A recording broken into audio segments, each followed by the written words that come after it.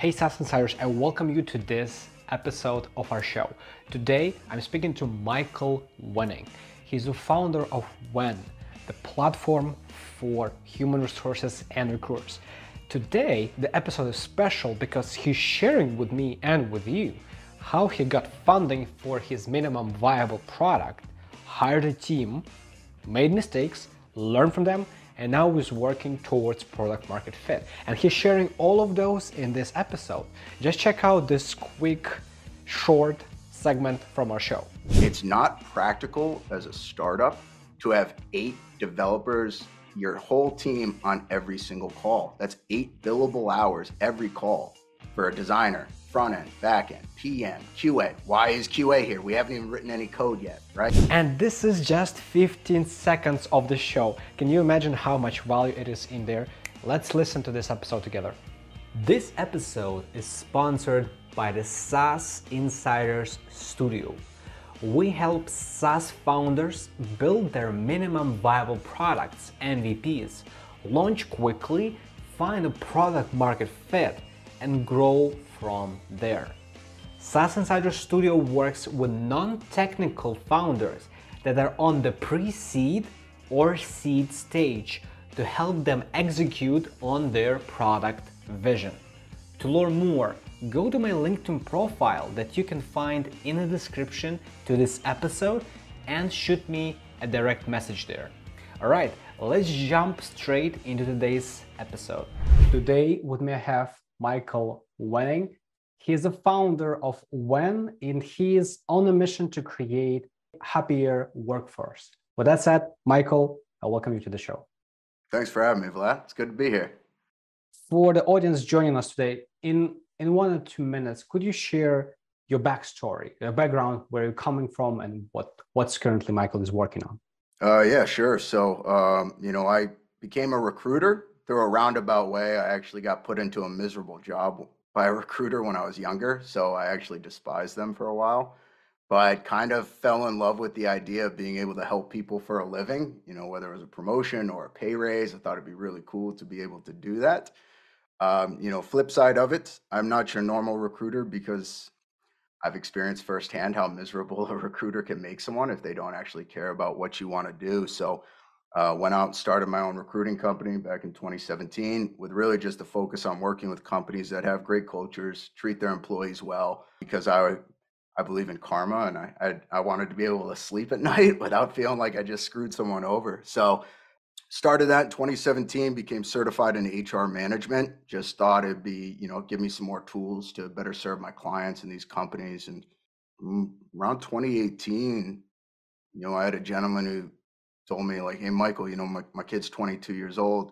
Him and his buddies, they're always on Fortnite. They're not going to go through job boards and look through hundreds of job descriptions to find a job they like. So is there a way we could simplify this thing? That was the catalyst for me. I've noticed throughout the years of recruiting, everyone complains about how hard it is to find a good job. Like, it doesn't really matter how much experience you have, what industry you're in. It's really tough to find a good job. There's a lot of trial and error. Like, the average person changes jobs 12 times in their career. They spend 5 years of their life looking for a job. And I really think that's because no one's given people a tool yet that makes it easy for them to find the right job for them. So that's what we're working on. Awesome. Michael, one thing I wanted to touch on is, and for those who didn't check the Wenn yet, Wenn is a platform where companies can find the right talent for their companies, right? Yeah. One aspect of this, and we touched it a bit of the year, is your client is actually the company, right? We're serving the company to find the candidates. This is the entity who pays for the product. But at the same time, you have a pain of, well, we want to make the recruitment right. We actually to serve people. So what are your thoughts on actually balancing, basically serving your clients, making the business successful, but at the same time, making people happy, the ones who are actually searching for jobs? Yeah, that's a good point. So we are a platform. We basically create a space where 2 different parties can come together and exchange value with one another. And so, I analogize what we're doing. There was a first true agency in Hollywood. I mean, back in the early 1900s, all the power was in the hands of the studios. And then one gentleman said, you know what? People don't go to movies to see studios, they go to see actors. So why don't we focus our efforts on helping actors? And that's what I decided to do here. Because when you look at job boards, Monster, Indeed, LinkedIn, all of these were built for companies to find people. Like they've been optimized for that. No one's yet optimized it the other way to make it really easy for a person to find the right company. And so what we wanted to do and what I wanted to do is just give people a tool that allows them to plug in what they're looking for in the next opportunity, whether it's the benefits, the type of company, the mission, whatever they want to be a part of, and then be presented with companies that fit that, as opposed to like currently you have to look through 500 job descriptions in hopes that you find something that's relevant. And companies really need to hire the right people. But what I say to companies is, look, you don't want to appeal to everyone. You're not trying to hire everyone. You want to appeal to the right people. And the best way you can do that is by being yourself, giving these companies a profile that lets them say, hey, here's who we are, here's what we're all about, and connecting them with people that share that vibe and like delivering true employee engagement by just focusing on making it easier for those people to find their right company. One interesting thing that you've mentioned is you want to almost innovate on the part of people actually looking for the right company for them. I'm curious, what's your thinking process when it comes to innovation, especially in the industry, which is not new, right? There are a lot of platforms, just like you mentioned, for finding jobs, Indeed, Monster, and a whole bunch of other sources. How do you go about finding those points where you can innovate in industries that seem saturated? I've been working on this for a few years now. So really talking to a lot of job seekers and companies, man. Like, so I'll kind of give you both sides of the equation here. Is number one, yeah, I get asked a lot by companies is, hey, how can we compete with Apple and Google in the talent war?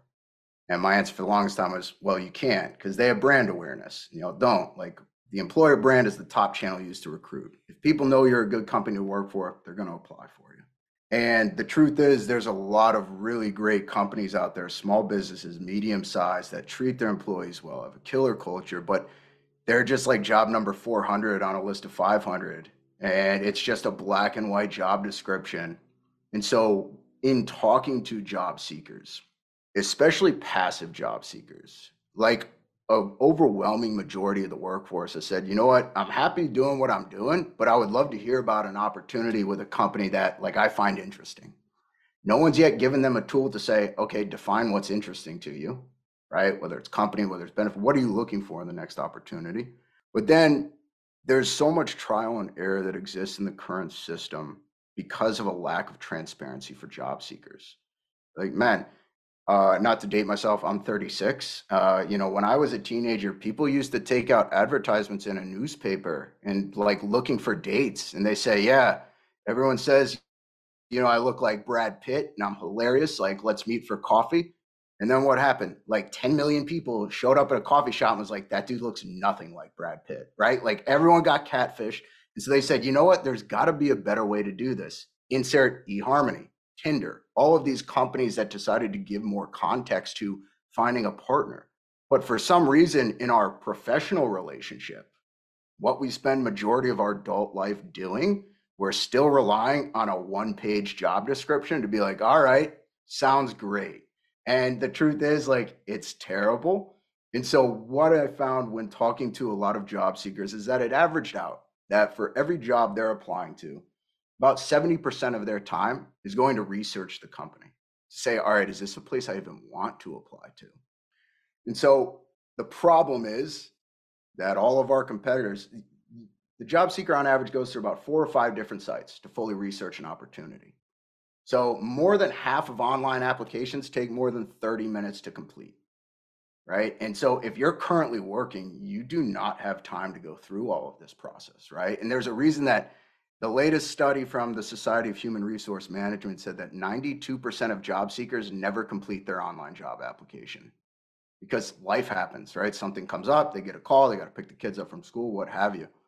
And so what I wanted to do for the job seeker was not only give them greater transparency into the company, but simplify the research process, aggregate everything right in front of them so that in a minute I can see who this company is, what they're all about, not just in their own words, because every company says we're a great place to work, but what does the market say? Like, what do consumers say about this company?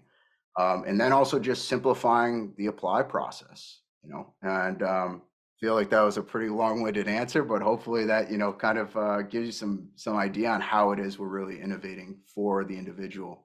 I really like how you go to the actual person and just basically seeing what they need at this stage. What are the problems? Right? Going into the market and actually doing this research, not just wondering or talking to irrelevant people, talking to companies, for example, because they know what they need, not what the search the applicants need.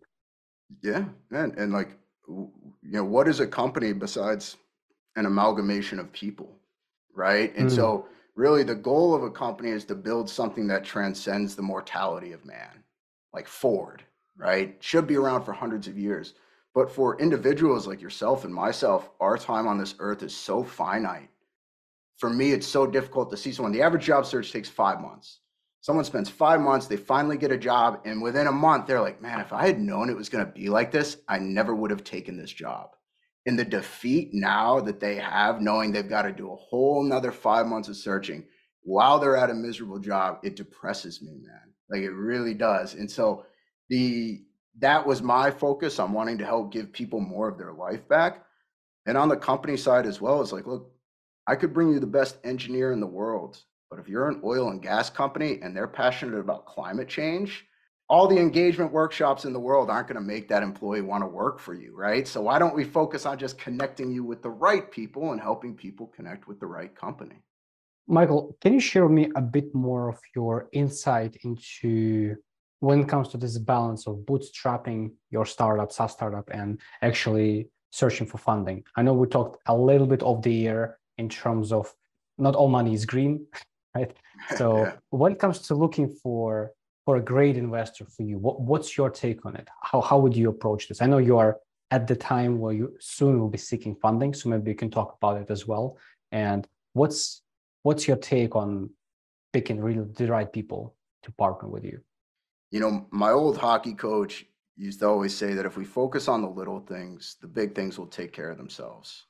And so with the employees that I've hired, and as I've gone about going through this, my North Star has always been, let's help people. Like, I had three really terrible bosses coming right out of college. And on the third one, I kind of made it my personal mission to prove that you can be successful in life without being shady, without stabbing people in the back, without being like a ruthless businessman, that you can be successful by being compassionate and helping people.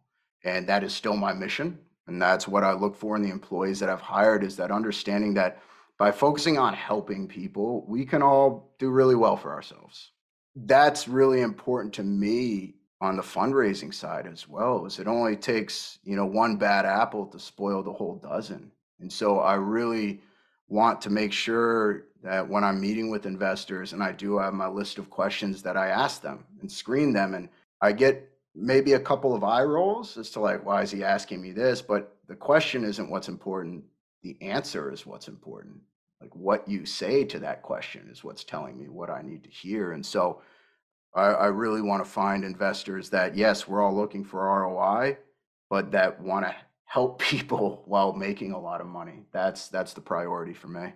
And when it comes to actually looking for people, do you want to look for someone who has a relevant experience in the industry that you're doing, or it doesn't really matter to you? Like what's your take on this? If, for example, I'm a SaaS Insider, I'm watching this episode and I want to learn a bit more from you, how would you look at looking at the opportunities at investors to select the ones that really fit? I try not to discriminate, but historically, I will say that when I talk to people who come from the HR space, or maybe they've hired a lot of people, there is this overwhelming, like, when they see the product, that it's like, man, this is the way this should have been done. Like, why haven't we been doing it this way? And when I talk to, investors who have, maybe it's been 20 or 30 years since they've looked for a job, right? They're so far removed from the equation that, typically speaking, I met with, man, like, love your product, it looks great, but I don't know enough about this space to invest. That being said, like, the master has failed more times than the beginner has tried, right? And so if you don't understand the HR space, like, but you're an investor who wants to help people and wants your money to go to helping people, and I'll sit and rap all day with you. I can give you the lowdown on what's been going on in this space for years. So that's kind of a bit of a convoluted answer there, but hopefully it makes some sense. Got it. Okay. What do you think should be the mentality when you approach partners like this, when you approach investors, in terms of how long-term this game could be before you can find the right people?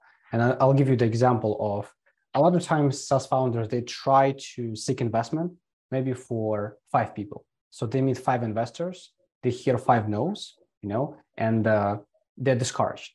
They think, oh, well, maybe my product is not good. How many people do you think you need to go through this process? Because I heard a lot that it might take up to 100 VCs, 100 pitches to actually get some results. What's your take on this? Yeah, I think the most recent study I read was that for every $500,000 you want to raise, you need to pitch 100 people. Like pitch 100 people, which if you think about sales like a funnel, the outreach is the most important part. I feel like I've seen some people take the wrong approach because really like for me, I don't come from a lot of money. Like I don't know a ton of wealthy people, right? And so I do a lot of cold emails, like a lot of cold messages. There's this feeling in the, fundraising, the capital community that's like, all right, don't cold email me.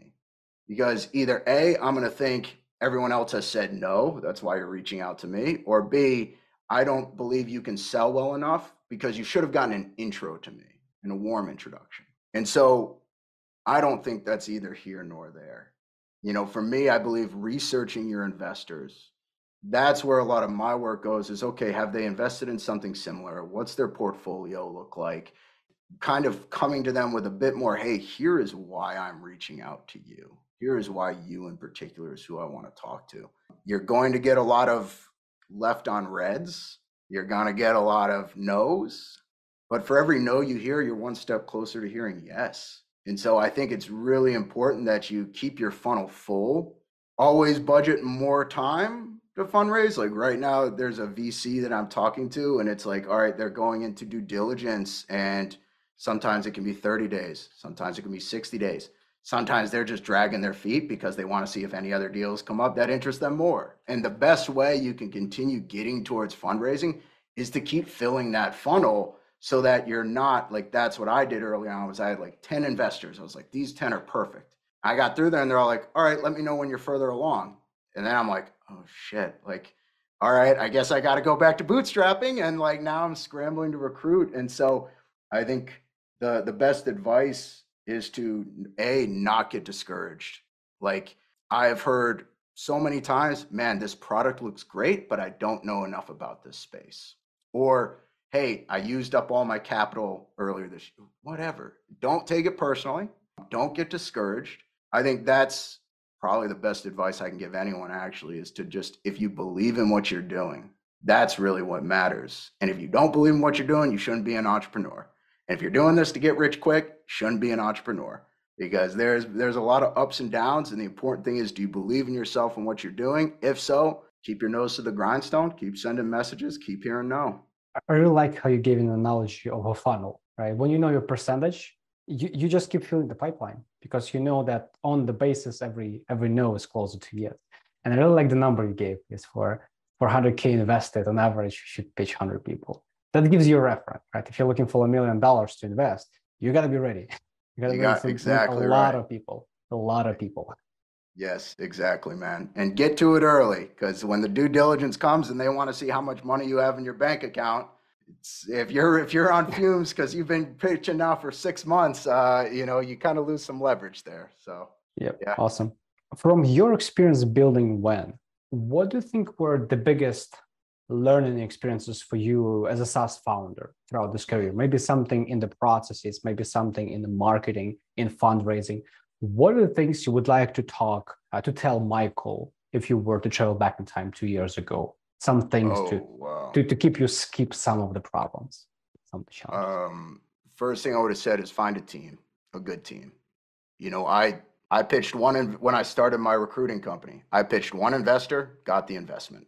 I was selling a pretty tried and true business model. And when I came into the SaaS space, I was a hockey goaltender. I always liked that the pressure was on me. At the end of the day, if the puck went in, it was my fault, right? And I'll take responsibility for that. And I was so convinced that I could just do this myself. There were these steps along the way where I think you could take them as learning experiences, but I didn't know exactly what I was learning. And then at one point, I found I read a lot. You should always be trying to learn more, improve yourself. And I read this article that basically said the most important thing for investors is the team. Like they would rather invest in a C product and an A team than an A product and a C team. And when I read that, I was like, oh, that makes sense. And so I focused at first on finding people. And I think when you're young and you're starting out, you're so grateful, at least for me. I was so grateful that people believed in my product that I was just happy to have them on my team. If you bring in someone who's raised $400 million in funding and had 5 exits before, they don't want to roll up their sleeves, right? Like they want to lead a team of 50 people. And I'm like, dude, there's 3 of us here. Like, I don't know who's going to be doing this work. Like, this is why I brought you in here. Eventually, and I'm a pretty laid back guy. I'm not a taskmaster, but you eventually get to a point where you're like, man, I need people who are willing to roll up their sleeves here. And I need the right team, right? And so really, that's what I would have been focused on years ago if I knew how important it was to have a good team around you. Now my team is awesome, and really, really grateful that they're here. We're all working for just equity while we raise this money. And so blessed there. So I would say focus on getting a good team around you, especially if it's your first venture. The saying is that 2 people who don't know what they're doing is never a good combination. So if you don't know what you're doing, find someone who does, and then y'all 2 partner up. Trying to think, that would be the biggest one. If I had one other piece of advice to give myself, it would be add 30% to everything. One of the first, so when I was pushing this forward and I was bootstrapping this and I got like a prototype built, like a design prototype, and I was finally able to show people this idea that, because in my head, I had like these crazy whiteboard drawings and I was like, it's kind of like Tinder, but for jobs. And then as I like got a prototype built, they were like, oh, I get this now. Okay, I see it. One investor, this was like the first time I got capital, was that this guy who I had heard all of these like, hey, love the deck, but this. And the final breaking point was this one guy was like, man, you know what? I love the deck. I love your product, but I prefer for my pitch decks to be written in the active voice, not the passive voice. And in my head, I'm like, are you kidding me? Like, that's why you're saying no to this?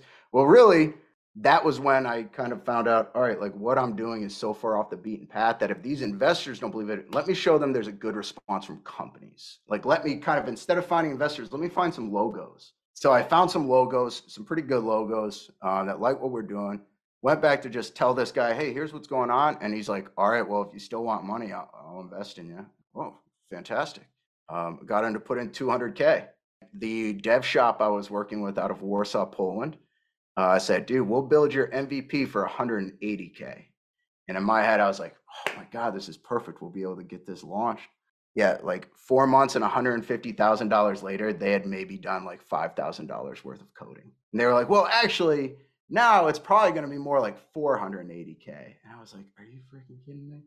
And so then you're like back to me just bootstrapping, right? And you kind of have this setback. So it's always like, budget more, give yourself a 30% buffer, and get yourself a good team. And those 2 pieces of advice would have helped me a lot over the last couple of years. But from that story that you shared with this workshop and this kind of implementation, it wasn't a 30% increase, if my math is correct. So no, what you learned from that? Like how do you choose the team or someone to partner with to build this? Like what you would do differently? Now, my CTO is former Amazon engineer, has led multiple dev teams, built dev shops, knows what he's doing.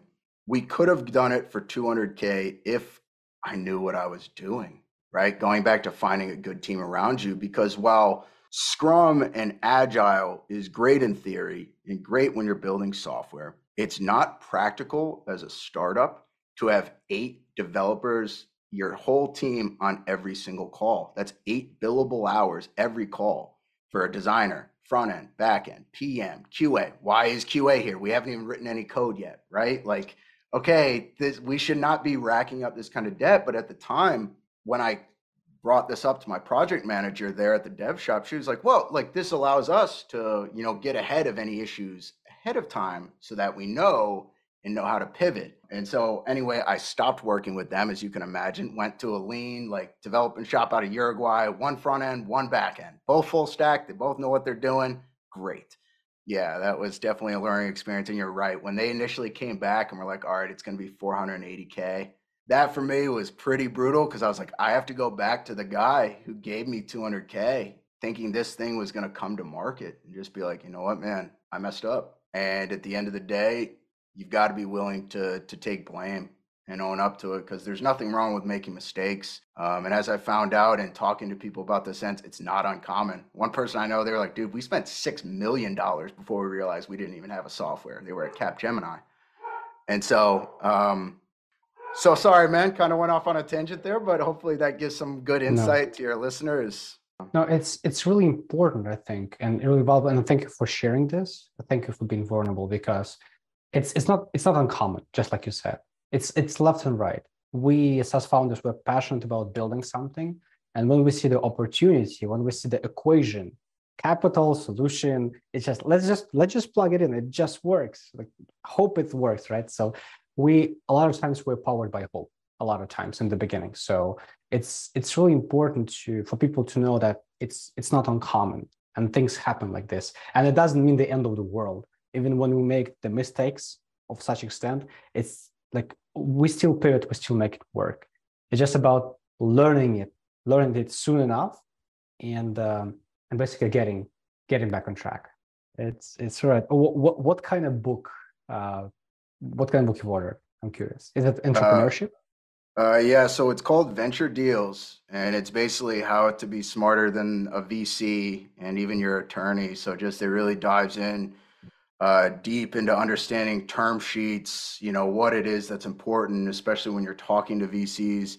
I listened to the audiobook and there was so much gold. Like, I think I had like 50 bookmarks by the time, it was like a quarter of the way through. And with audiobooks, you got to go back and listen to it again. So I'm like, you know what, I'm going to get the hard copy here so I can highlight and make sure I've got sort of my little Bible here as I'm going forward and getting ready to fundraise. Awesome. Speaking of books, by the way, like along your journey, you were probably reading books, maybe listening to some speakers, to some mentors. What kind of resources would you recommend to SaaS founders who are working at the pre-seed, going into seed stage?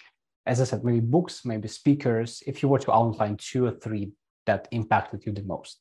Yeah, that's a really good question because I can go off on this for a minute because like when I first started, even my recruiting company, I read so many books on like, hey, here's how you start a company and here's what you do. And the problem with those is the sample size. Like most entrepreneurship books are one person saying, here's what I did and it worked. And it's like, all right, but I'm sure there's a lot of people who have tried that and it didn't work, right? And so great book, Founder's Dilemma, incredible. So what they do is they actually look at, I think it was like 2,300 different startups throughout all these industries. They examine like key moments in the company's history and trajectory, what some did and it worked, what some did the same thing, but it didn't work and why that didn't work. So you get much more of like a better understanding of, okay, successful pivots, not successful pivots. So really, really highly recommend that one. Lean Startup by Eric Ries, great book. That's 2. Speakers. Man, I just use like Khan Academy, KHAN. They have a bunch of talks with entrepreneurs on there. And so the good news is they're credible ones. Just like there's a lot of bad money out there, there's a lot of bad advice too. So try to always follow. Isaac Newton said it, but I believe it was originally Bernard of Chartres said that if I've seen further than others, it's by standing on the shoulders of giants, right? And so I think if you can just figure out your ideal mentor, and yes, I know Jason Calacanis will probably never, have time to mentor me, but if you can find the person you want to be like, you're doing a great podcast, right? There's so much information out there. figure out what they're doing, listen to them, and really just kind of study them and what they did. And again, it's not a perfect playbook. Take it with a grain of salt, but I think, listen to people who've been there and done it. Why to make all the mistakes in the books if we can skip just a little? Right? It's not Exactly. about making all the right decisions. It's just about making bad decisions like less. Just Yeah, make less of them. exactly, man. Exactly right. I Yes. joke when I joined the new chip accelerator program, so they have you take a test that was created by Peter Thiel and I guess some of his cohort. That's basically like an entrepreneurship exam for startup CEOs, basically like an aptitude test. How likely are you to be successful as a startup CEO? I tested in the top 1% of that all time. And I joke that the reason that is I might not know what to do, but I can tell you all the times I made the wrong decision. So at least I know what not to do now. So if you just keep failing, but keep moving forward, you're getting closer to success, man. Nice. I really love it. Michael, if I was a listener and I could only take the biggest takeaway from this conversation, like what is the biggest point you would like the SaaS founder who's listening to this to hear and to take to his heart? For me, the most important thing is believing in what you're doing, but don't have your blinders on. I think you and I talked earlier, and amongst job seekers in our testing, we've got a net promoter score of plus 83. The feedback's been very, very positive, even the companies we talk to. You will get a couple of naysayers, but I really think it's important to keep the data points, right? And just because you believe in something doesn't always make it right.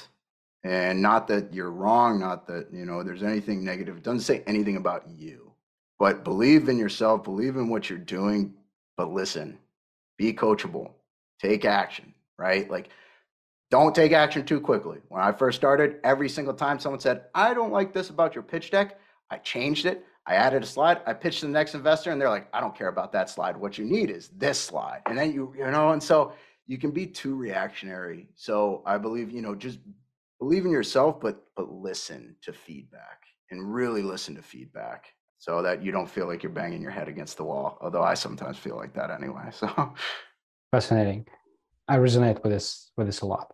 When it comes to learning a bit more about what you're doing, about your company, getting in touch with you, what would be the best places, the best websites, the best links to check out? Yeah, so our website is when.io, WENN.io. LinkedIn, I'm on LinkedIn quite a bit. So Michael Wenning, WENNING. My email is just my first name, Michael, MICHAEL @when.io. Just reach out. I'm always happy to help. Like that's what brings me joy is helping people. So even if it's nothing to do with my company, if there's some bit of advice, or if you got a question, again, I might not have the right answer, but I probably have the wrong answer in my past experience that I might be able to help you avoid. So I encourage people to always reach out if they feel like I can be of any help to them, and definitely reach out if you feel you can be help to me. That would be great. I will be putting all of those links and emails in the description of this episode. So SaaS Insiders, if you looking to connect with Michael, you'll find all the links and contact info in the description. Michael, to summarize, to conclude our conversation, what would be the final conclusion, the final thought of our talk? I'm really honored and humbled that you would want to talk to me. I really I just wanted to help people. That's what I want to do.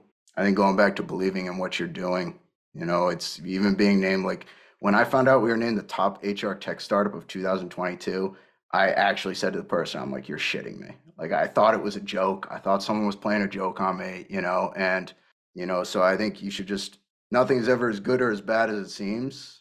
And I appreciate, this is a great experience for me. And I hope that someone was able to learn something from this. That's 50 final thoughts. So I'm sorry, man, but that's what I got. Everything's coming top of mind right now. Michael Wenning, everyone. SaaS Insiders, thank you for joining us today. Michael, I thank you so much for joining me on the show and sharing your experience, sharing your thoughts. Man, Vlad, thank you again for having me. It's been an honor. I'll look forward to blasting this out to my network and, let's spread it to the masses, man. So thank you again, man. SaaS Insiders, we'll see you in the next episodes.